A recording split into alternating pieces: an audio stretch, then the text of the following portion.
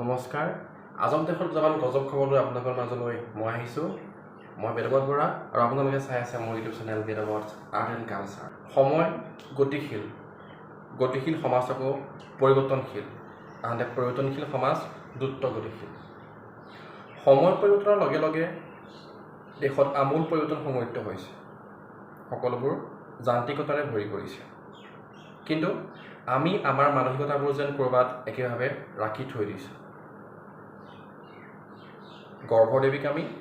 হত্যা কৰিছোঁ ঘৰৰ দেৱীৰ ওপৰত নিৰ্যাতন চলাইছোঁ ৰাস্তাৰ দেৱীক ধৰ্ষণ কৰিছোঁ কিন্তু মাতৃৰ দেৱীক আমি পূজা কৰিছোঁ কলিযুগত কৈছে মানৱী ভগৱান তেনেস্থলত আমি যোনজনে খাবলৈ হাতখন আগবঢ়াই দি কিবা এটা খুজিছে তেওঁক এটকা দিছোঁ কিন্তু মন্দিৰৰ দান পাত্ৰত আমি 1000 টকা ভৰাই থৈ আহিছোঁ লাগিলে তেওঁ যিমানেই নিৰীক্ষাৰে পৰিপূৰ্ণ সভান্ত নহওক কিয় ক্ষীণজনক আমি উপহাস কৰোঁ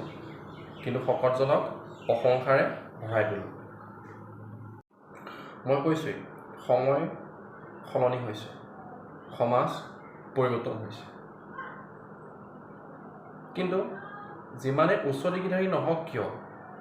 বা গাত আধুনিকতাৰ বৰণ সানিলেই যে সাজ পোছাকৰ ক্ষেত্ৰত ভিন্নতা আনিব লাগিব বা চুটি কাপোৰ পৰিধান কৰিব লাগিব তেনেকুৱা বুলি কোনো কথা নাই বা চুটি কাপোৰ পৰিধান কৰিলে বা সাজ পোছাকৰ ক্ষেত্ৰত ভিন্নতা আনিলে যে তেওঁ পপুলাৰিটি বাঢ়িব বা তেওঁক আধুনিক বুলি ক'ব তেনেকুৱা কোনো কথা নাই এই দুই ক্ষেত্ৰতে সমালোচনা কৰাজন আৰু পৰিধান কৰাজনৰ মাজত মানসিকতাৰ নিৰ্ভৰ কৰে যিদৰে ইংৰাজীৰ 6 সংখ্যাটো আপোনাৰ পৰা 9 যেনো লাগিব পাৰে ভুল হ'ব পাৰে কিন্তু সমালোচনা কৰি ভুলবোৰ আঙুলিয়াই দিলে ভাল পাম নমস্কাৰ ধন্যবাদ